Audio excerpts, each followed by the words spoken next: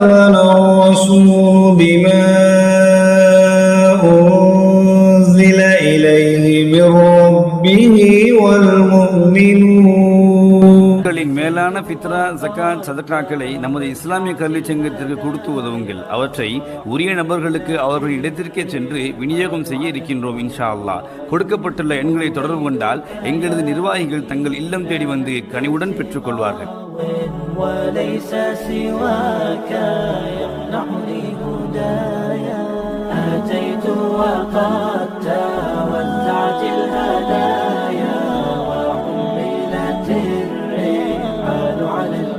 السلام عليكم ورحمة الله وبركاته. الحمد لله رب العالمين والعاقبة للمتقين والصلاة والسلام على رسوله الكريم أما بعد فأعوذ بالله من الشيطان الرجيم بسم الله الرحمن الرحيم يا أيها الذين آمنوا اتقوا الله حق تقاته ولا تموتن إلا وأنتم مسلمون رب اشرح لي صدري ويسر لي أمري واحلل عقدة من لساني يفقهوا قولي رضينا بالله ربا وبمحمد رسول رب الإسلام دينا. அனைத்து புகழும் அகிலங்கள் எல்லாவற்றையும் படைத்து பரிவுக்குப்படுத்தி பாதுகாத்து வருகின்ற ரஹ்மான் அல்லாஹ்வுடைய புகழ் அனைத்து முடித்தாகட்டுமாக. சாந்தியும் சமாதானமும் நம் உயிரிலும் மேலான எல்லுக்கம்பி நபிகள் நாயகம் ஸல்லல்லாஹு அலைஹி வஸல்லம் அவர்கள் மீதும் அவரது உற்றார் உறவினர்கள் சத்திய சஹாபாக்கள் தாபியங்கள் தபா தாபியங்கள் இமாம்கள் குறிப்பாக நம்மவர்கள் அனைவர்களின் மீதும் என்றென்றும் எப்பொழுது நிலவட்டுமாக. அன்பிற்கினி எல்லாம் வல்ல அல்லாஹ்வின் நல்லடியார்களே, நமது இஸ்லாமிய கல்வி சங்கத்தின் சார்பாக நடத்தப்படுகின்ற ரமலான் சிறப்பு தொடர்பான நிகழ்ச்சியினை யூடியூப் தளத்தில் வழங்குவதை தங்கள் சந்திப்பதில் மட்டும் மகிழ்ச்சி அடைகின்றோம். அல்ஹம்துலில்லாஹ். இந்த புனிதமான ரமலானுடைய இறுதி பத்திலே 25வது தொடரிலே நாம் குழுமியிருக்கின்றோம். இந்த 25வது தொடரில் உரையை நிகழ்த்துவதற்கு முன்னால் ஒரு சிறிய அறிவிப்பு. நமது இஸ்லாமிய கல்விச்சங்கம் கடந்த 14 ஆண்டுகளுக்கும் மேலாக சிறப்பாக செயல்பட்டு கொண்டிருக்கிறது. அல்ஹம்துலில்லாஹ். அதில் மிக முக்கிய பணியாக ரமலானுடைய மாதத்திலே ஃபித்யா, ஃபித்ரா, ஜகாத், சதகா போன்றவற்றை ஏழை எளிய மக்களுக்கு, தேவையுடைய மக்களுக்கு சரியான நேரத்தில் நாம் அதனை வழங்கி சிறப்பித்து வருகின்றோம், கண்ணியப்படுத்தி வருகின்றோம். அல்ஹம்துலில்லாஹ். அதன் அடிப்படையில் உங்களுடைய பொருளாதாரத்தை தந்து ஒத்துழைப்பு தருமாறு அன்போடு கேட்டுக்கொள்கிறோம். அது சார்ந்த விவரங்களை உங்களுக்கு டிஸ்கிரிப்ஷன்லேயோ அல்லது நம்முடைய சேனல்லையோ வெளியிடுவாங்க. அதை தெரிந்து கொண்டு அதற்கான தொகைகளை செலுத்தி ரசீது பெற்றுக் கொள்ளுங்கள். ஜஸாக்கல்லாஹ் ஹைர், பாரக்கல்லாஹ் ஃபீக்கும். இப்போ 25வது தொடரில் நம்ம பார்க்க இருக்கக்கூடிய தலைப்பு என்ன அப்படின்னு சொன்னால், உம்மு சுலைம் ரலியல்லாஹு அன்ஹா அவர்களின் அசாதாரணமான பொறுமை அப்படின்றதான் தலைப்பு. இன்னைக்கு என்ன அந்த பொறுமை அப்படின்றத பார்க்கறதுக்கு முன்னாடி இன்னொரு சின்ன தகவல் ஒன்று இருக்கு. என்ன அப்படின்னு சொன்னால், நபி ஸல்லல்லாஹு அலைஹி வஸல்லம் அவங்களுடைய அன்பை நேசத்தையும் பெறக்கூடிய ஒரு நபராக ஒருவர் இருக்கிறார். அவர் யார் என்பதை பார்ப்போம். உம்மு சுலைம் ரலியல்லாஹு வந்து அபூ தல்ஹா ரலியல்லாஹு திரும்ப முடிச்சுட்டாங்க, இஸ்லாத்தை ஏற்றுக்கொண்டாங்க, மகராக அதையே வாங்கி கொண்டாங்க, பெற்றுக்கொண்டாங்க. இப்போ அடுத்ததாக அவங்களுக்கு ஒரு பிள்ளை பிறகுது. அவங்க தான் அபு உமைர். அவங்க பேர் என்ன? அபு உமைர். இந்த அபு உமைர் அவங்க என்ன பண்ணாங்கன்னா, பேரை சொன்ன உடனே நிறைய பேருக்கு ஒரு சில சம்பவம் ஞாபகத்துக்கு வந்திருக்குன்னு நினைக்கிறேன். என்ன அப்படின்னு சொன்னால், ஒரு சுவாரஸ்யமான சம்பவம் தான். அபு உமைர் அவங்க வந்து ஒரு அழகான ஒரு குருவியை ஒன்று வளர்த்துக்கிட்டு வராங்க. சரியா? அந்த குருவியை வந்து வளர்த்துட்டு வரக்கூடிய சமயத்தில் அந்த குருவி என்ன ஆயிடுது, இறந்து போயிடுச்சு. இது அவங்களுக்கு முகம் வாட்டத்தை ஏற்படுத்திடுது. ரொம்ப கவலையாக்கிறாங்க. யாரு? அபூ உமைர் அவங்க.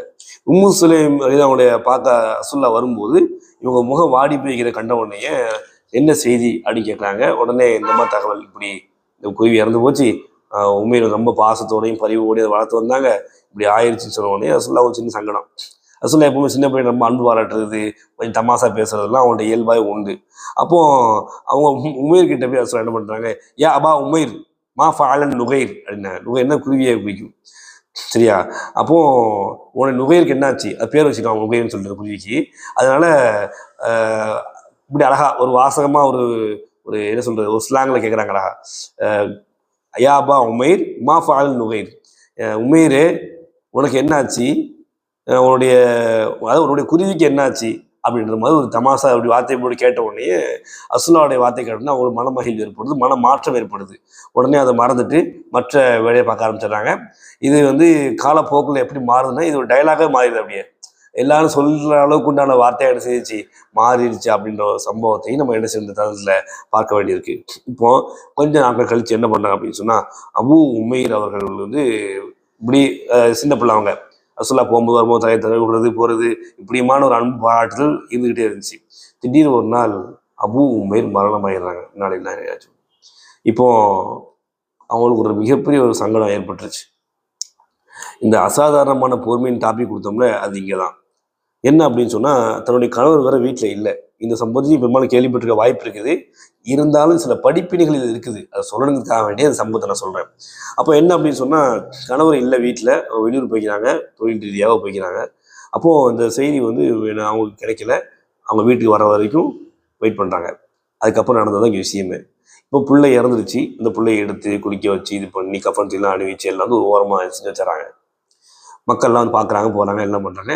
மக்கள்கிட்டலாம் சொல்லியாச்சு. என்ன சொல்லிட்டா அப்படின்னா, என்னுடைய கணவர்கிட்ட அபூ தல்ஹா அவங்கள்ட்ட இது யாரும் இது சொல்லக்கூடாது, நானா சொல்லுவேன், எனக்கு தெரியும் இப்போ சொல்லணும் அப்படின்னு சொல்லிட்டு சொல்லிடுறாங்க. அதனால யாருமே அதை பற்றி வாய் திறக்கலை. இப்போ வீட்டில் உள்ளவங்கள்ட்டையும் சரி, வெளியில் உள்ளவங்கள்ட்ட எல்லாரும் சொல்லிட்டாங்க. அபூ தல்ஹா எல்லாம் அவங்களுடைய பயணத்தை முடிச்சுட்டு வீடு திரும்புகிறாங்க. திரும்பினோடனே என்ன பண்ணுறாங்கன்னா, வீட்டுக்கு வர்றாங்க. இப்போ போல அவங்க ரெஃப்ரெஷ் ஆகுறாங்க. ரெஃப்ரெஷ் ஆனதுக்கு அப்புறம் என்ன பண்ணுறாங்க அப்படின்னு சொன்னால், சாப்பிட்றாங்க. அவங்களுக்கு பசி இருக்கும், அந்த பசிக்கு தக்கன்னு சாப்பிட்றாங்க. சாப்பிட்டு முடிக்கவும் என்ன பண்ணுறாங்க அப்படின்னு சொன்னால், படுக்கைக்கு போகிறாங்க. சரியா, கொஞ்சம் ஓய்வு எடுத்துட்டு ரிலாக்ஸ் ஆகிட்டு படுக்கைக்கு போகிறாங்க.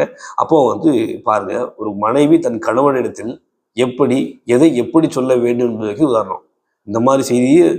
சரியா, அப்போ இதில் ஒரு படிப்பினை இருக்குது பாருங்க. என்ன அப்படின்னு சொன்னால், ஏதாவது கணவரை கூப்பிட்டு அழைச்சி யாராவது உங்களுக்கு ஒரு பொருளை கொடுத்தாங்க அப்படின்னு சொல்லி வச்சுக்கிடுவோம். அந்த பொருளை திரும்ப வந்து கேட்க வர்றாங்க, கொடுப்பீங்களா மாட்டீங்களா? இது என்ன கேள்வி? யாராவது நம்மள்ட்ட பொருளை ஒப்படைச்சாங்க, நம்பி ஒப்படைச்சு போனாங்கன்னா அது திரும்ப கொடுக்குறதுன்னு சரியான முறை. அது என்ன உனக்கு கேள்வி அப்படிங்கிற மாதிரி கேட்குறாங்க. அப்போ உடனே சொல்கிறாங்க, உங்களுடைய குழந்தையை தந்த அல்லாஹ் அவங்க குழந்தைய கொடுத்துருந்தான், இப்போ அந்த குழந்தைய அவனே எடுத்துக்கிட்டான் அப்படின்னு சொன்னோடனே சற்று தடுமாற்றம் ஏற்படுது அவங்களுக்கு. அப்போ நீ இதைத்தானே முதல்ல சொல்லிக்கினேன்ட்டேன் நான் அப்படின்னு சொல்லிட்டு சொல்கிறாப்புல. அப்போ இதைத்தானே என்கிட்ட முதல்ல சொல்லியிருக்கணும், இதை சொல்லாமல் விட்டுட்டு மற்ற செய்திலாம் சொல்லிட்டு இருக்கியே, அப்படி பேசிட்டீங்க அப்படின்னு சொல்லும்போது, இல்லை நீ வெளியூர்லேருந்து வர்றீங்க, களைப்பாக இருப்பீங்க, இந்த மாதிரி வார்த்தையெல்லாம் சொல்கிறாங்க. வந்து உணவும் இருக்க மாட்டீங்க, சாப்பிட்ருக்க மாட்டீங்க அப்படின்னா, இப்போ இந்த செய்தி கேள்விப்பட்டால் சாப்பிட மாட்டார். அந்த மைண்டுக்கு வேற மாதிரி ரியாக்ஷன் இருக்கலாம். சரியா, மனிதனுடைய நிலைமை எப்படி இருந்தாலும் மாறலாம், எந்த சூழ்நிலை எப்படி மாறும் சொல்ல முடியாதுல்ல. அவள் பயணத்துலேருந்து அந்த ஒரு அலுப்போட வந்த மனுஷனை அவரை புத்துணர்ச்சி பண்ணி அவங்க உணவு சரியான முறை கொடுத்து எல்லாம் செய்து அதுக்கப்புறம் தான் செய்ய சொல்கிறாங்க. அப்போ எந்த அளவுக்கு அவங்கள்ட்ட ஒரு பொறுமை இருந்துருப்பாங்க யோசிச்சு பாருங்க. பிள்ளையோட மௌத்து ஜனாசா வீட்டில் இருக்குது ஓரமாக, கணவன்கிட்ட இப்படி நடந்துக்கிறாங்கன்னா நீ பாருங்க. ஏன்னா மறுநாள் இது ரசூலுல்லாஹ் கிட்ட வந்து சொல்லணும்னு தோணுது அவங்களுக்கு, சொல்லியே ஆகணும். ஏன்னா மனசு கேட்கல, அபூ தல்ஹா அவங்க மனசு கேட்கல. அப்போ வந்து சொல்கிறாங்க, இந்த மாதிரி விஷயம் இப்படி மனைவி வேண்டியது மறைச்சி இது பண்ணிட்டாங்க, என் பிள்ளை ஒவ்வொருத்தா போயிடுச்சு அப்படின்னு சொன்னோடனே நபி ஸல்லல்லாஹு அலைஹி வஸல்லம் சொன்ன வார்த்தை பாருங்க, சுப்ஹானல்லாஹ்.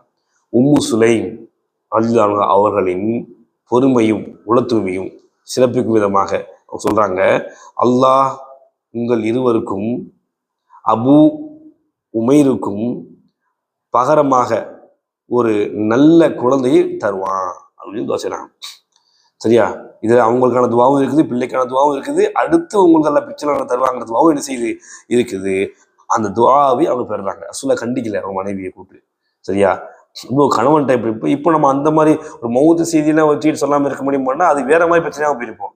ஏன்னா அந்த அந்த செய்தியை புரிந்து கொண்டு தன்னுடைய மைண்டில் உள்மனசு உள்வாங்கிக்கிற அளவுக்கு ஒரு எண்ணம் இருக்கணும். முதல்ல அந்த ஈமான் நம்மள்ட்ட இருக்கணும். அது அபூ தல்ஹா அவங்கள்ட்ட இருந்துச்சு. அதுவும் ஆரம்ப கால இஸ்லாம் அப்படிங்கும்போது அவங்கள்ட்ட வந்து அந்த எண்ணங்கள் வேறு இருக்க போய் தான் அவங்க அந்த மாதிரி அதை எடுத்துக்கிட்டாங்க கரெக்டாக. ஆனால் இப்போ எடுத்துக்கிட்டாங்க சொல்ல முடியாது. அந்தந்த செய்திகளை சொல்லணும். ஆனால் அப்பவும் கூட நம்ம என்ன செய்யணும்னா சரியான நிலையை பார்த்து அவங்கள்ட்ட சொல்லணும். இதுக்கு தான் ஹதீஸ்ல படிச்சிருக்கோம்ல, மனைவியானவள் தன் கணவனிடம் எடுத்ததெல்லாம் சொல்லக்கூடாது, எடுத்ததெல்லாம் பேசக்கூடாது. அவன் வெளிநாட்டில் கஷ்டப்பட்டுட்டு இருப்பான், இங்கே உட்காந்துக்கிட்டு வீட்டில் அந்த வந்து ஃபுல்லாக எறும்பாய்க்குது, இங்கே வந்து ஃபுல்லாக அப்படி இருக்குது, இந்த ஃபுல்லாக அப்படி பண்ணிட்டான், அம்மா அப்படி செஞ்சுட்டாங்க, இப்படி சொல்லிட்டாங்க, உங்கள் அம்மா அப்படி பண்ணிட்டாங்கன்னு சொல்லிட்டு ஏதாவது ஒன்று எடுத்து போட்டு சொல்லிக்கிட்டே இருக்கிறது. இப்படியான அனாவசியமான தேவை, இதனால விவாகரத்து தான் இருக்குது, குடும்ப பிரச்சனை வந்திருக்குது, தனி கொடுத்துரும் போய்க்கிறாங்க. இப்படியான வேலை நிறைய நடக்கும். அதனால கணவன் இடத்துல எந்த செய்தி எப்போ எப்படி சொல்லணுங்கிற ஒரு பக்குவம் மனைவியானாலும் கண்டிப்பாக வேணும். அது எது கற்றுக் கொடுக்கும்னா ஈமான் தான் கற்றுக் கொடுக்கும். அதுக்கு ஒரு உதாரணம் சம்பவம். சரிங்களா, இப்போ இதில் வந்து சுப்ஹானல்லாஹ் அடுத்து பாருங்க, நபி ஸல்லல்லாஹு அலைஹி வஸல்லம் துஆ செஞ்சிட்டாங்கல்ல, இப்போ அவங்க என்ன ஆகுதுன்னா அதுக்கு அடுத்த சில காலங்கள் கழிச்சு அப்துல்லா அவங்க அப்படி அந்த நிலையில பிள்ளை பிறகுது அவங்களுக்கு. சரியா, பிள்ளை பிறந்து நபி ஸல்லல்லாஹு அலைஹி வஸல்லம் கண்காணிப்புல அவங்களும் வளர்றாங்க. யார் மாதிரி? அனஸ் எல்லாம் மாதிரியே அவங்களும் என்ன செய்றாங்க, வளர்ந்து வர்றாங்கிற செய்தியை நம்ம படிக்க முடியுது. இப்போ யார் 2 பேர் இருக்காங்க அப்படித்தானே? ஒன்னு யாரு? அனஸ் அனுபவம், அவங்களுக்கு வயது கூட இருக்கும்.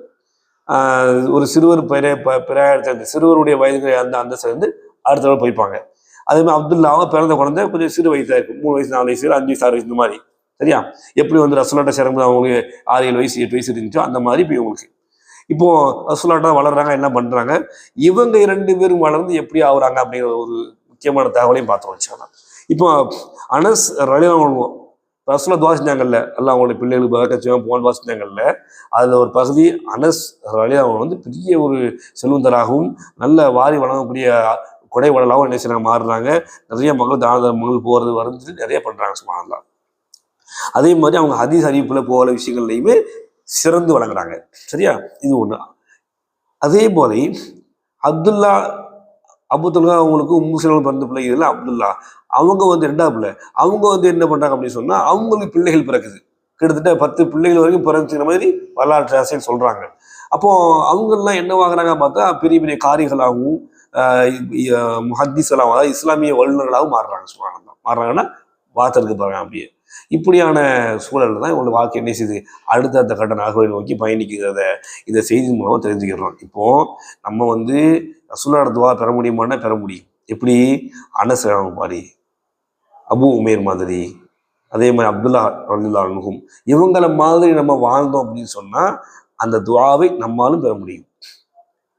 நபி ஸல்லல்லாஹு அலைஹி வஸல்லம் வந்து பெண் குழந்தைகளா துஆ செஞ்சாங்க சொல்றோம்ல, அப்போ பிறந்தவர்கள் மட்டுமா இல்லை, இப்போ அந்த மாதிரி பெற்றெடுத்து அந்த மாதிரி மார்க் அடிப்படையில் வளர்த்தாலும் அவங்களும் தன்மை இருக்குது. அதே மாதிரி எல்லா கால சூழ்நிலையும் நான் சமாளிக்கக்கூடிய பிரச்சனைகளாக இருக்கட்டும், கணவன் மனைவி உறவுகளாக இருக்கட்டும், குழந்தைகளை வளர்க்க முறையாக இருக்கட்டும், தாய் தந்தையர் நண்பர்களுடைய முறையாகட்டும், சகோதரன் சகோதரி நடந்துடைய முறையாகட்டும், இது எல்லாமே ரசூலுல்லாஹ்வுடைய வார்த்தைகளுக்கு இணங்க கட்டுப்பட்டு இருக்கும் பொழுது, அவங்களுடைய மார்க் அடிப்படையில் நம்ம உகந்து நடக்கும்போது கண்டிப்பாக அவனுடைய பிரார்த்தனை எந்த இடங்களில் செய்யப்பட்டதோ அது அனைத்து நமக்கு பெற்றுத்தரப்படும். அதை மாற்றுக்கிறதே வாங்க.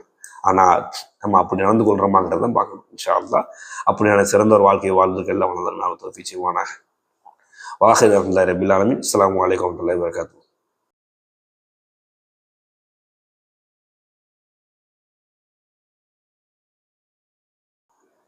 தொடர் 25க்கான கேள்வி. அப்துல்லா ரலியல்லாஹு அன்ஹு அவர்களுக்கு எத்தனை குழந்தைகள் பிறந்தன? இந்த கேள்வி பதிலுக்கான பரிசினை வழங்குவோர் கீகி மற்றும் கீரை நியூஸ் நிறுவனத்தார்.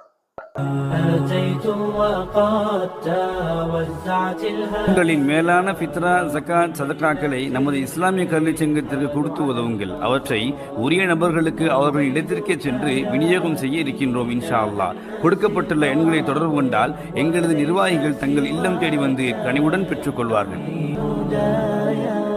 أتيت وقد توزعت الهدايا وحملت الرحال على المطايا عبيدك يا إله الناس غاو وليس سواك يمنعني هدايا.